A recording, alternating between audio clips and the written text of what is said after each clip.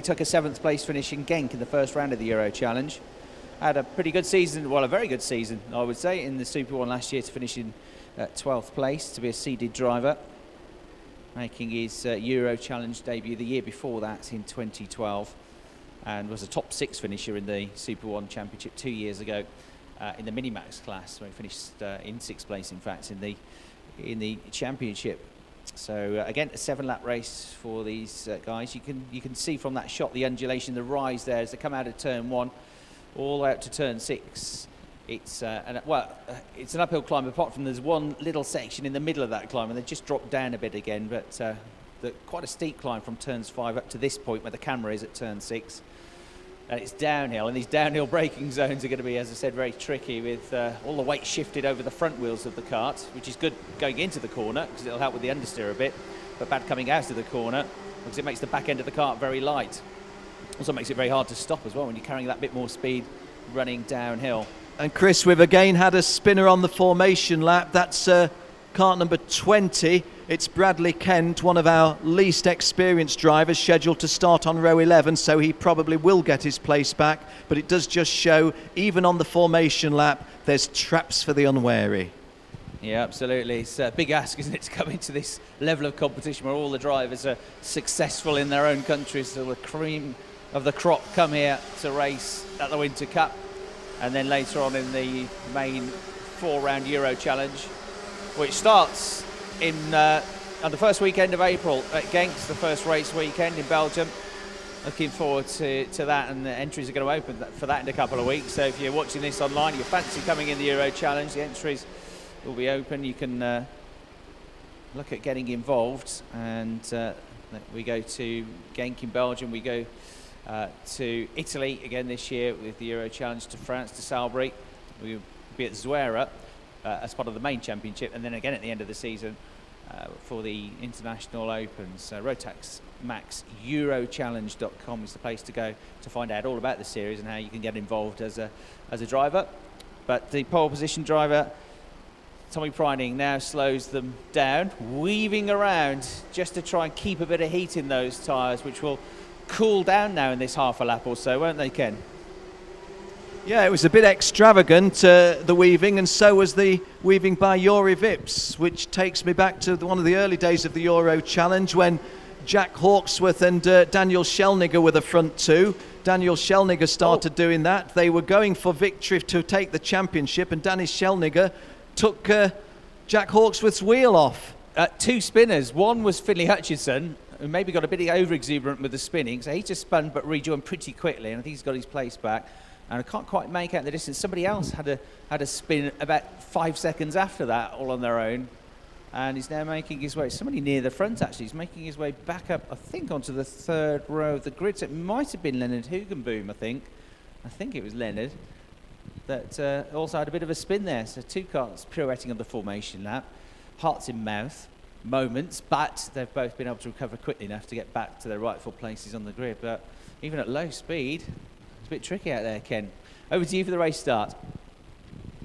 Well, once again, it's going to be a test not just of skill, but skill and adaptive capabilities. Tommy Preining is not the quickest away because Jori Vips, and we're not racing, the start is aborted, and that looked like being a really, really tight start, because it looked to me as if Jori Vips had outgunned Tommy Preining at the chase to turn 1 there, but it was to no avail. In any event, the flashing amber lights telling us that we go round again.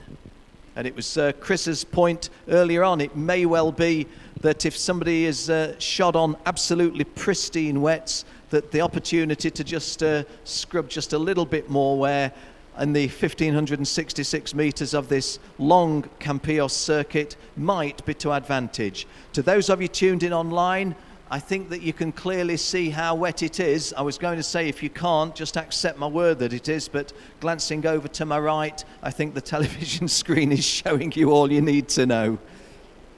And we should also say a big thank you to all the marshals there, the guys and girls in orange around the circuit, who are getting absolutely soaked now, but without them to help make the racing safe and to communicate to the drivers, we wouldn't be able to do any of this. So big thank you to all of the marshals around the circuit for enduring these conditions, and hopefully for you tomorrow it will be sunny. But just back to that point about these fresh tyres, trying to get them up to temperature, trying to scrub off a bit of that surface rubber and scrub them in on the formation lap.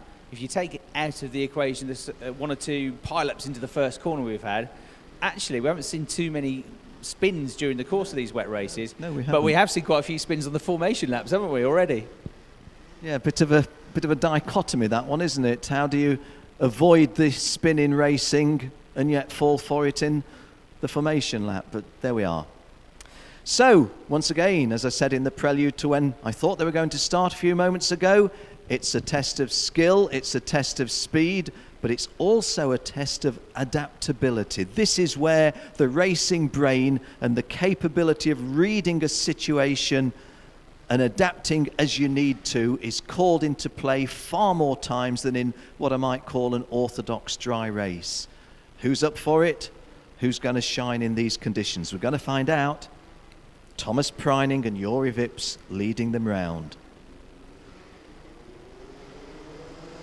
And we are racing, and a very, very close, and a little bit of contact, and I think that Jori Vips has moved away, and as a result of that just concedes a little bit of a place, but on the slingshot gets plenty of movement. But Thomas Preining, well, I was going to say Thomas Preining holding a comfortable lead. It wasn't comfortable. Momentarily it looked as if there was an opportunity to go through. Martia Garcia, I think, has made a good start. And having said that, she lost places as I spoke. We've lost a spinner on the climb up to the top of the hill, who I think may have come from about middle grid, and another middle grid multi-shunt. So when I talked about adaptability, 1 or 2 drivers have fallen foul of that, and Thomas Preining, as he deserves because he qualified on pole position, is letting all that happen behind him. A slightly tame surrender of second place there, it seemed, by kart number 69, which is Jori Vips, but immediately Jori Vips regaining the advantage. But again, he's gambling. Jori Vips is gambling on the faster exit speed. It's serving his purpose, and he is second place still to Thomas Preining. But if he was to lose even the slightest little bit of wheel alignment there, he would have lost a couple of places. As it is, Thomas Preining has got about a dozen lengths lead on him. Behind him there was Oliver York, I thought I saw. And is that Dave Wooder, Chris, that I'm reading? Yeah, Dave Wood is right. Dave Wood is the one who keeps going second and then falling back to third, isn't he? He's having a go. Warnings flag there to kart number 36. Kart number 36 is not one of our front runners. Sorry, it's 35. Kart 35 is the Israeli Ido Cohen. Yeah, a technical disqualification. Is that a black and orange? Was it black and amber? I thought it was just the... Yeah, it is the mechanical flag. Yeah, black and orange. So something wrong with that kart. Maybe something hanging off it. Probably one of those first lap incidents, detaching something from the kart. Well, there were several first lap incidents, weren't there? So I'd be surprised if everybody was fully intact. Yeah, Ido Cohen's down in 17th place. Although, when I say down in 17th place, Ido started 23rd. So actually went forwards on that first lap. Tommy Preining leads the race. The second place battle's the one to watch here, though. It's been kicking off all the way through this race.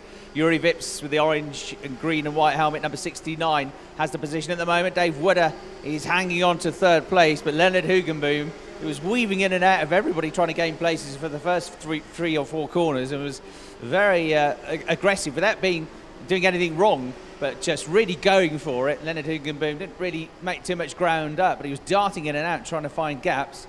He's still there in fourth place at the moment, though, so second, Chris, third and fourth. I thought that was excellent by Hugenboom because he was putting pressure on the driver in front of him without putting himself in any danger of losing out or in danger of any contact. Really good driving in the context. Yeah, absolutely right. Marta Garcia is still just behind them in fifth. Slanis Slavinsky going very well in sixth place, number 58. Max Timmermans just behind in seventh place. Right, what are the lap times like?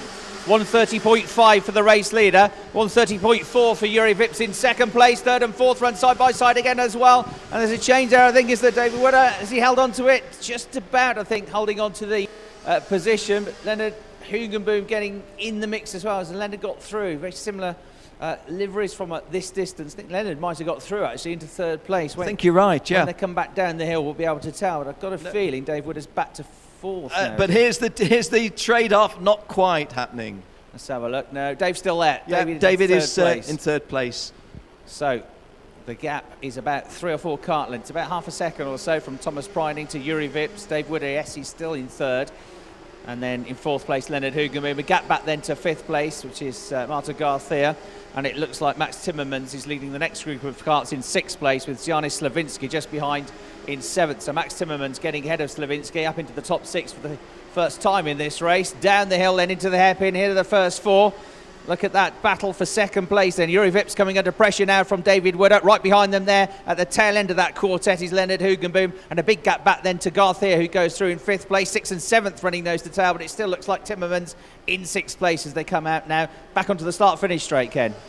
Yeah, Max Timmermans in a position where he can make some forward progress. He's got Marta Garcia in front of him. Have to say, I'm impressed that the lady is still in, 5th place, having made a significant error earlier on. And one of the things that you're looking for in a driver, especially when conditions are difficult, is consistency. And although she's not looking like a race winner, the lady from Spain, Marta Garcia from Valencia, on the east coast of Spain, definitely consistent. She's never been out of the top half dozen. Oh gosh, please God, don't let that be a commentator's curse here in Spain. But I've been impressed. But Max Timmermans, although there's quite a gap between her and the Belgian, Max looking like he's on a charge. Change Chris. for second. David Wooder's just gone into second place. He's going to hold the corner, and Juri Vips loses another one on the way out of the turn, as following him through is Hoogenboom. So up to second place for Dave Wooder. It was a great move on the run down into the left-hander at turn 9. Good move under braking. Leonard Hoogenboom followed him through. And now, having got past Juri Vips, who's dropped to the tail of the group in 4th, Dave Wooder has his sights, his target set on the race leader with 3.5 laps to go. So there's the leader. There's Dave Wooder up to second now. 3rd, Hoogenboom. 4th, then Juri Vips losing out by 2 places. Big gap back then still to 5th place. A couple of British drivers coming up the order into the top 10. Strongly so. Just looking, I don't know Jordan Brown Nutley, but he's running 9th. Hugo Bentley Ellis in 10th place. Yeah, from 19th on the grid, Jordan Brown Nutley, the driver who had 2 podiums at the London Cup at the back end of last year in 2 different classes, 2nd and 3rd. So had a very busy weekend in the London Cup in September, and he's made good progress. Another one that's made good progress from 17th up into the top 10 is Hugo Bentley Ellis. So those 2 running line astern. Top 4 though, absolutely together now. And Tommy Preining surrenders the lead, Chris.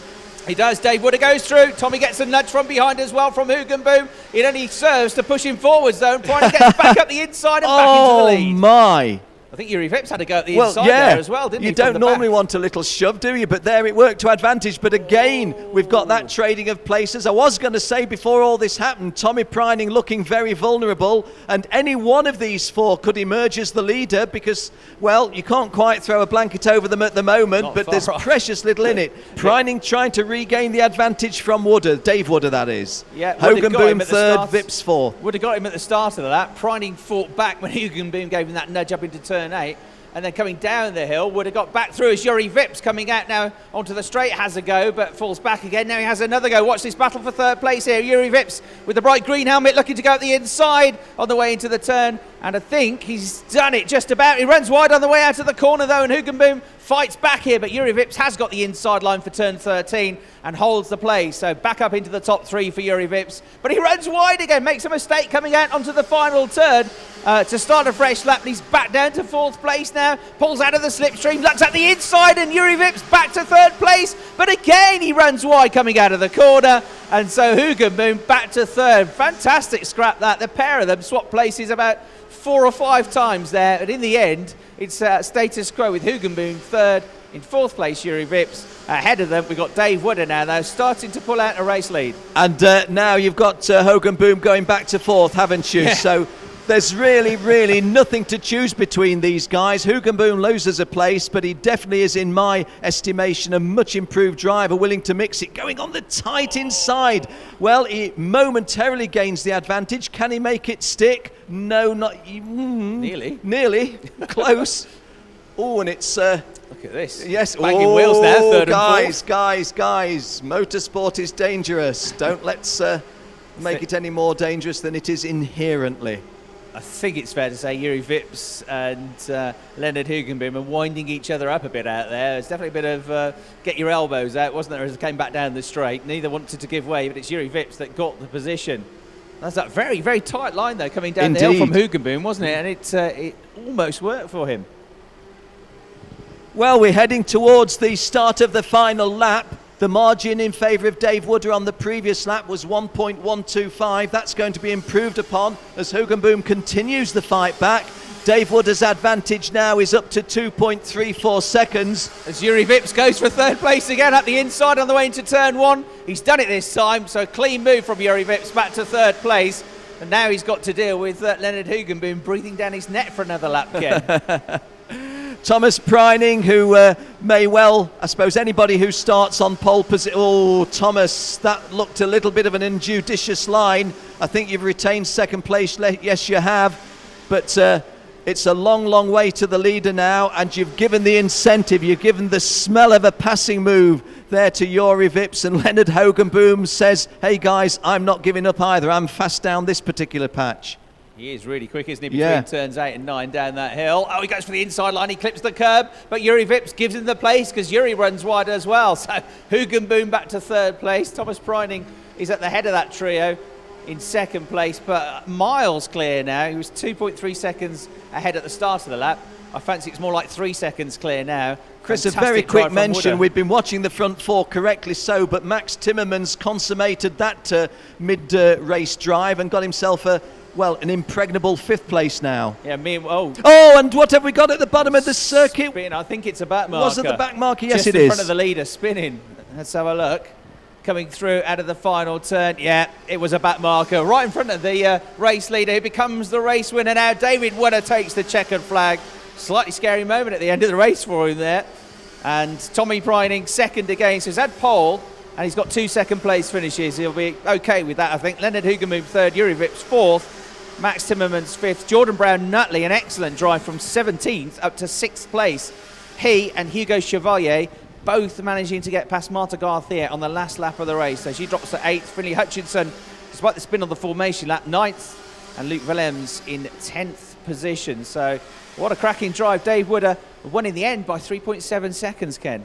Yeah, in one sense, you wish he hadn't, because somebody looking at the result printed on paper is going to think, well, yeah, he's just strolled away with that, when the reality was, until very late on, it was per many 4 from 5 to finish in the top positions. But Dave Wooder in the end was the one who was making the fewer mistakes, or the guys behind him were getting a little bit more ambitious in their attempted moves.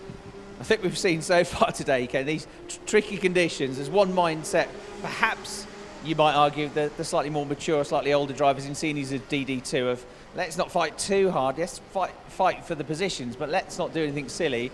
The juniors, in their young enthusiasm, seem to be a bit more prepared to go for it, and we've seen 2 really good races from the juniors with lots of overtaking. Well, it's right what you say, and you know, some of the extravagant, ambitious moves have brought a dividend, haven't there? Some of these really, really fast, wide-sweeping attempted passes, and you mentioned twice, Leonard Hoogenboom, certainly in the second half of the race, has used the long grade down to turn 4 as being a spear, if you like. And it's interesting to watch them. So long as none of them get hurt, so long as it doesn't end in tears, I don't mind seeing a little bit of greasy surface and rain when the juniors are out. It got a bit tasty between Hoogenboom and Vips a couple of times, didn't it? But everybody survived. Dave Wooder then winning for Dan Holland Racing by 3.7 seconds, give or take. Tommy Preining second for TKP. Leonard Hoogenboom, Dave Wooder's teammate, in third place there. Juri Vips fourth for Strawberry. Max Timmermans makes it a good race that for Dan Holland because he's got 3 drivers in the top 5. Jordan Brown Nutley makes up 11 places in that race for Coles to come from 17th to 6th. Hugo Chevalier had a good drive as well, didn't he? Up into 7th place from 14th on the grid. Marta Garcia was 6th for nearly all of that race, but just dropped back at the end to 8th. Finley Hutchinson was 9th. Luke Willems was 10th for TKP, Tommy Preining's teammate. Scott Simmons for KR was 11th. Hugo Bentley-Ellis just dropped back a little bit at the end, but still made some progress in 12th. Zianis Slavinsky was 13th. Jean-Baptiste Simonauer 14th. Mauricio van der Laan 15th. Oliver York 16th. Luke Wooder was 17th. Didn't have such a good race that time as he did earlier on. He was very competitive in the first race this morning, but only 17th there. Tom Iedo in 18th place. And then to give you the rest of the results, Bradley Kent 19th, Gleb Kuznetsov in 20th, Jonathan Hoggard 21st, Ivan Nosov